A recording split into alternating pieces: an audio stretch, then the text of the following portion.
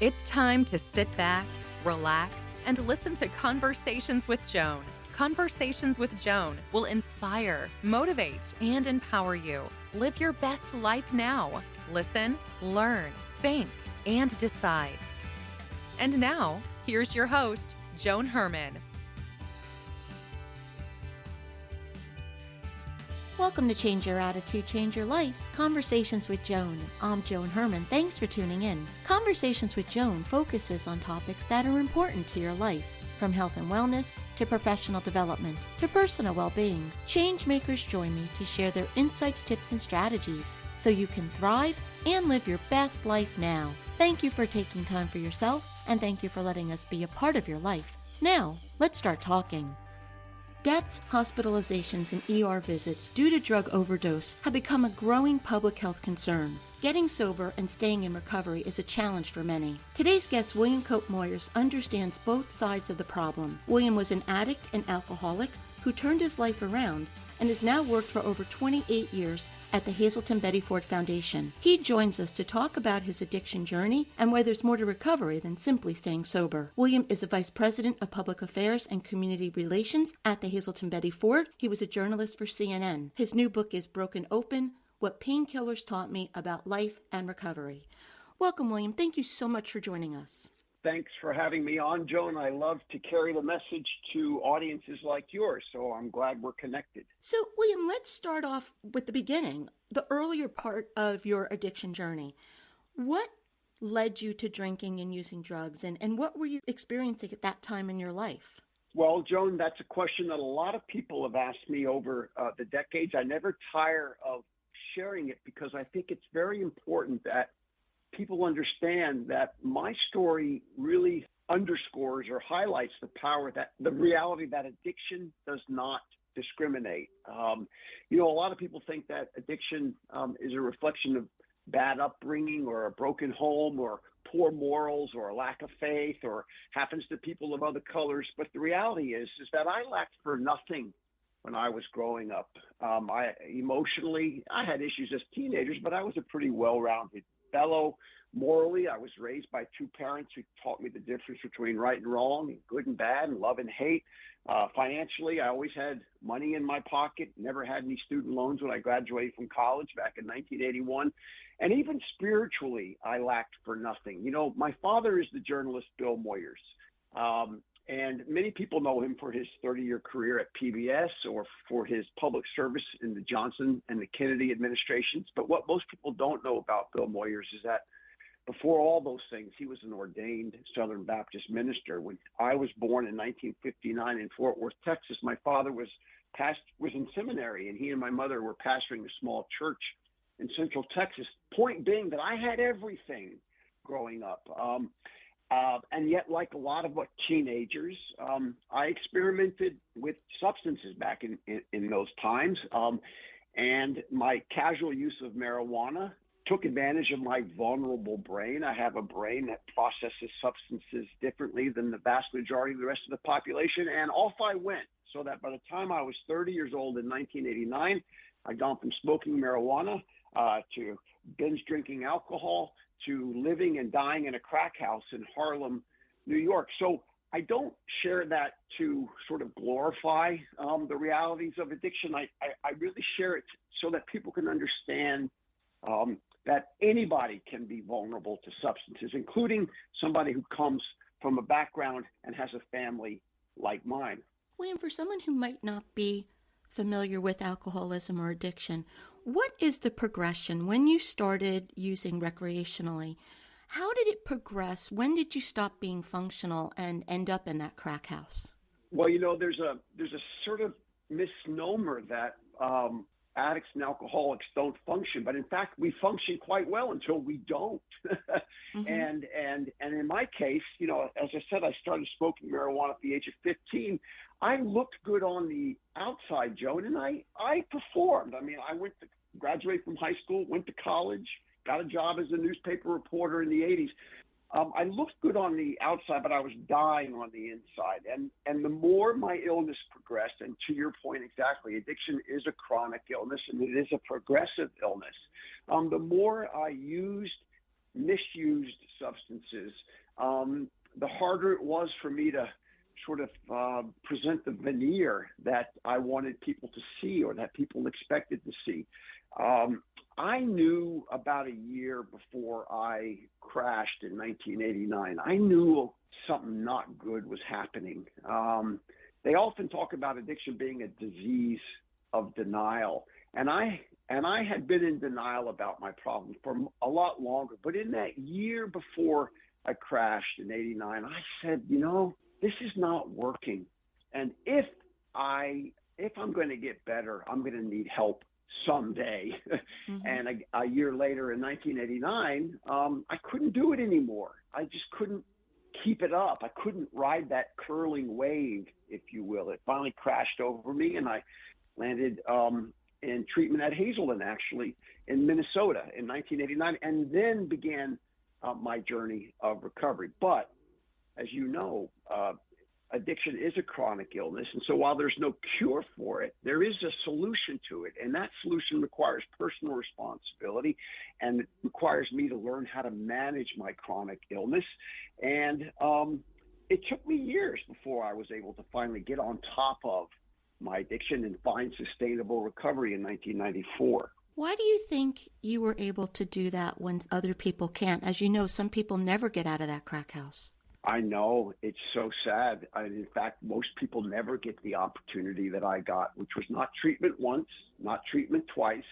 I needed treatment 4 times over 5 years, between 89 and 94. And the reason why most people don't make it with this illness is because they don't get a chance, or a second chance, or another chance. I had access to treatment. I had resources to go to treatment. I had private health insurance when I needed more treatment. And sadly, Joan, in the United States, most people just don't either get that access to treatment, or because of the certain virulence of their illness, they just never can overcome it. It's like cancer in that way. Some people get, let's say, breast cancer. They have a mastectomy or a double mastectomy. They have chemo, they have radiation, and they recover. But other people with that same disease of cancer have a different strain of it, and they don't respond to the treatment, and sadly, they die. And in the United States, addiction to alcohol and other drugs takes a terrible toll. You mentioned it at the beginning, whether it's in ER visits, whether it's in abusive homes, whether it's in schools, our prisons. I mean, addiction, we think at Hazelden Betty Ford, we're certain that addiction is the number one public health crisis in this country. It is at the root cause of so many of our nation's ills because people can't recover or don't get a chance to recover. Well, I think it's such an important point that you brought up, because when people often look at someone that's struggling, they think that there's a weakness, that it's what they continue to choose, but there is a physical component that no matter how hard you may try, it just may not work out. I mean, look at poor Matthew Perry. That man tried so hard to recover. And, I just think that that's something that we really do need to understand better. Absolutely, Joan. And Matthew is a good example of the fact that, addiction doesn't discriminate. But, Matthew did recover. He had long periods when he wasn't using, when he was productive, when he was talking about his experience. And I think a lot of us go into, a lot of families, they want their loved one to get better and stay better and live happily ever after, right? But that's just not the way chronic illnesses are. And so whether you're Matthew Perry or somebody in the inner city of Philadelphia or Detroit or the Twin Cities, finding help is an important first step. But learning to manage that illness with the resources that are necessary to stay in recovery, they're just as important. And whether somebody has a continuous run of sobriety or run of recovery that lasts months, years, or decades, such as me, or whether they are in and out, such as Matthew Perry and others, we need to recognize that recovery is not linear. Recovery is not an endpoint. It's a journey, and it's oftentimes a journey that can be interrupted by returns of the illness or all the other stuff that happens in life. And that's why my first book, Broken, was titled Broken, My Story of Addiction and Redemption, And it was a good news story when it came out in 2006.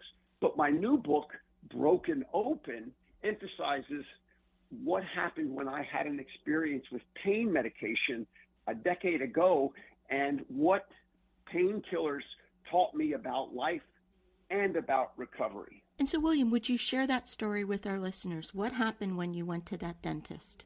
Well, first, let me tell you, Joan, and I really appreciate that you're well versed in my story, because to get these kinds of questions really tells me that you know your subject and you know your guest, in this case me, and I appreciate that. I had a good news recovery for decades. I found sustainable recovery in 1994, my fourth treatment, and I had a heck of a run for 2 decades of continuous abstinence and sobriety. I had a good life. I stayed out of the crack house. I stayed out of the bar. I didn't have a drink or a drug for 20 plus years. But in 2012, I had complicated dental surgery, and I was prescribed pain medications by well-meaning dentists and doctors who knew who I was, both as a recovering person and also as an advocate for the Hazelden Betty Ford Foundation, as we're now called. I was prescribed pain meds to help mitigate the pain, and I liked them. Of course I liked them. They got rid of the pain, but they also, for me and my addict's brain, they gave me this sense of relief. Mm-hmm. I didn't have to try quite so hard anymore, and I'd had some hard years in recovery, and those pain meds took care of the pain, but they also sort of took the edge off of life. And Joan, before I knew it, I could not get off of those pain meds of my own free will. I could not get off of those pain meds with all the tools that I had used previously to get off of the crack cocaine and the alcohol and the marijuana. And so for 3 years, about a decade or so ago, I struggled in and out, not with my recovery.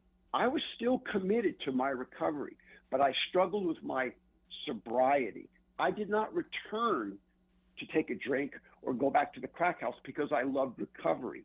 But those opiate pain pills affected my brain like those other substances did, to the point that I finally had to ask for help. Now, that drug, you were saying it impacts your brain. If I remember, isn't it something after 3 days you can be addicted to oxy? I don't know that there's a formula. I don't know that there's a... Right, it's a quick addiction. It can be a very quick addiction. Yes, Joan. And in fact, I have come to understand that opiate pain medication, I call it the Trojan horse of addiction. It looked innocent. It worked. It rolled into my life. And listen, I got to take some ownership of it. I should have been more cautious. I should have been more accommodating to making sure that a family member dispensed those pain pills. But I really thought that, it was going to be a temporary or an episodic experience. I thought the pain would go away and I would get off of them. In fact, I developed chronic pain. I developed a neuralgia in my jaw that really became problematic, particularly for somebody like me who was on airplanes all the time. The up and down, the pressurization caused my jaw to hurt more. But almost immediately, I liked those pain meds. And I should have been more vigilant, candidly. There are a lot of people who can take pain medication responsibly. Just like Joan, there are a lot of people who can drink responsibly, or in this day and age, a lot of people who can use legal marijuana responsibly. Addiction affects about one out of every 10 or 2 out of every 10 Americans directly, meaning that there are people like me who have vulnerable brains, brains that are vulnerable to addictive substances. But there's nothing wrong with pain meds. There's nothing wrong, particularly in chronic pain situations or in temporary acute pain situations. Nobody should stay away from pain medication because they're afraid of becoming addicted. It is people like me who have a propensity for substance use issues that need to be especially vigilant. So from your work at the center, at the foundation, how often do you see someone who starts innocently like yourself with pain meds transition over to a heroin addict? Well, I don't know that I could tell you that with any sort of definitiveness as it relates to a statistic, but oftentimes people who have a family history of addiction, they find themselves taking those pain pills, and the next thing you know, they can't get those pain pills, but they can't quiet that craving brain, so they progress to heroin. And we know at Hazelden Betty Ford today that many of our patients who are addicted to heroin or other particularly potent opiates such as fentanyl, they started out, quote, innocently, close quote, with Percocets or oxycodone or Contin or even Tramadol. So most of the patients that come to Hazelden Betty Ford for treatment, and we've been in business, we're the nation's largest nonprofit provider of addiction treatment in America. This is our 75th year, remarkably. So we know what we're doing. Most of those patients that come to us don't come to us having started with heroin. They usually start with some other substance. Now, we know across this country that the opioid epidemic continues to rage. This country is awash in narcotic pain medication. And even with the public policy and the trainings that have helped to tamp down some of the misappropriation or the misapplication of prescriptions, we still have a terrible problem. Joan, 100 people in America will die of overdoses in this country in 2024, and most of them will be accidental overdoses because the people who were taking the pills were taking pills that had been pressed with fentanyl, and they didn't know it. So that opioid epidemic continues to rage because while we have recognized the problem, we are still not yet embracing a solution that is reducing that opiate problem. William, I'm president of the Board of Health in my town, and I recently attended a seminar on fentanyl. And the scary thing is, you were talking about when you were using when you were young, and I'm older. So, when we were younger, anybody who did something, it was more of a pure product that you were getting than what you were just describing. And I couldn't believe the way they were describing and explaining how these drugs today are being mixed in with anything someone can get their hands on.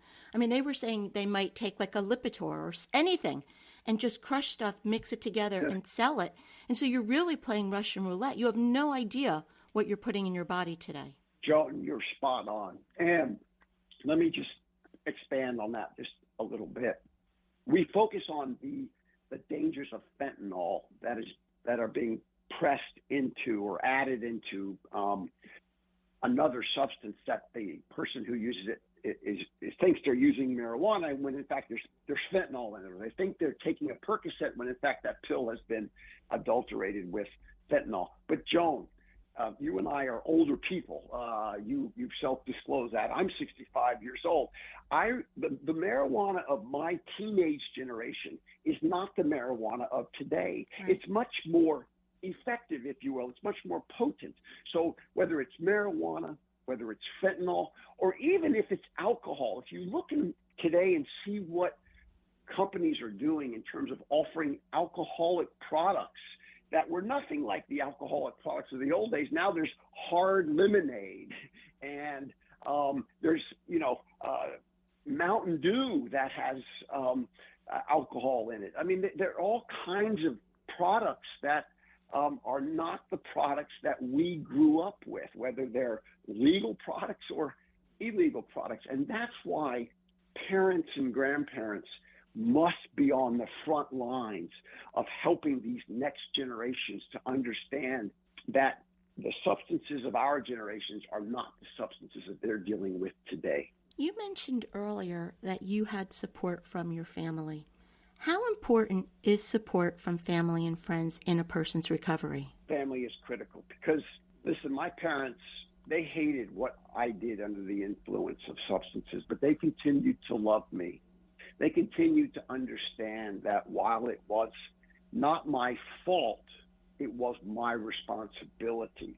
And that the best thing they could do for me was to make sure I got back to treatment while they continued to love me. That said, families are, as we know, ravaged by the addict or the alcoholic's use and behaviors under the influence. And this is such an important message for families, Joan. Whether the loved one that you have recovers from their substance use disorder, you as a parent, or you as a grandparent, or you as a sibling, or you as a spouse, you must recover in your own right. I have had to have that conversation with too many families that lost a loved one to the opioid epidemic or to drunk driving. I have to remind them that while they've experienced the ultimate tragedy with this illness, which is death, they themselves, who are still around, who are still living, they must take care of themselves. That's why at Hazelden Betty Ford, we're always emphasizing our children's program and our family program, because families are critical to helping the sick person bridge from the problem to the solution.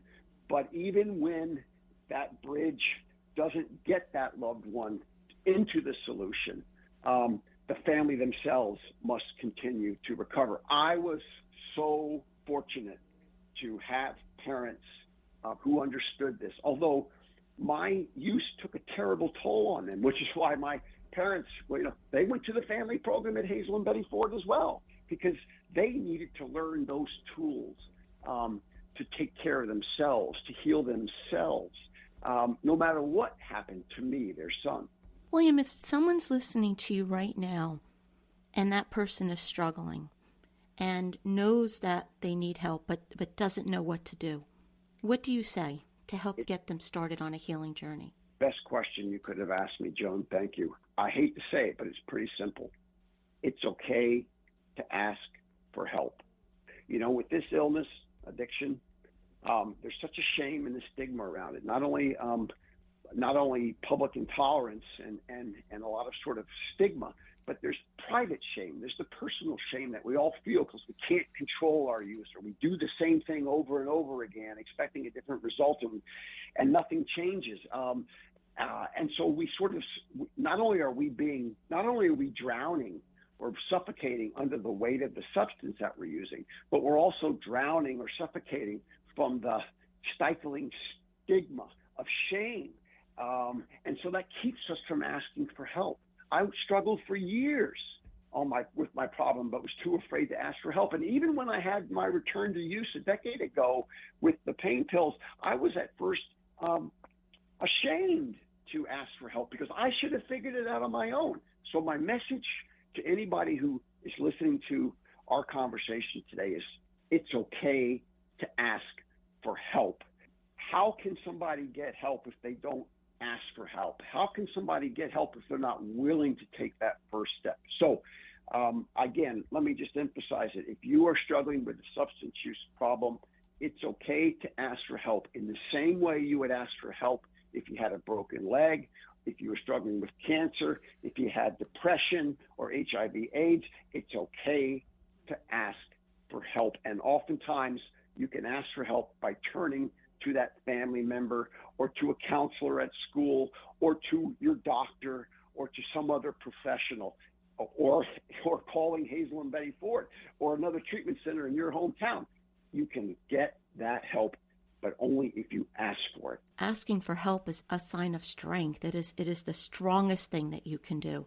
So if you want to learn more about William and his story, you can read Broken Open, What Painkillers Taught Me About Life and Recovery.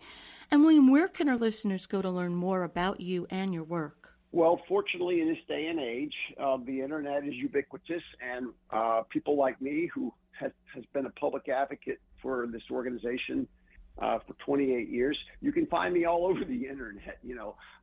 Hazelden Betty Ford is www.hazeldenbettyford.org, or you can just put my name, William Moyers, into the search engine, and you can find me. And I want to tell you why that's important, Joan. I get thousands of requests for help. I'm a public advocate for an organization. I stand up and speak out. I use my own story, my own face, my own voice to put a to put a face not just on the problem, but on the solution. So as a result, I get a lot of requests for help. If there is a listener out there that is struggling and has heard this conversation and decides they're going to reach out to me, you will get an answer from me. I respond. My office helps me to respond to every single query I get for help, whether it's a phone call, a letter, an email, a Facebook message, doesn't matter. And so you can find me pretty easily on the internet. You can find my organization, Hazelden Betty Ford, on the internet. We have a great web page. We have a really important presence across this country. And we're standing by to do what we can, personally and professionally, to help other people find their solution to their request for help. Well, William, I want to thank you so much for being here with us, for allowing me to be part of what you're sharing, your openness about your journey. You know, stories change lives, and so your honesty, your willingness to help others, you are saving lives, and I really appreciate you letting me be a very small part of that. So thank you for being here. Well, Joan, thank you for giving me the opportunity to carry that message of hope and help and healing. Too often, people like me struggle in the shadows of this illness, but when we have opportunities like you're giving me now to shine a bright light into those dark corners, then we know that recovery is real. So thank you for giving me that opportunity today.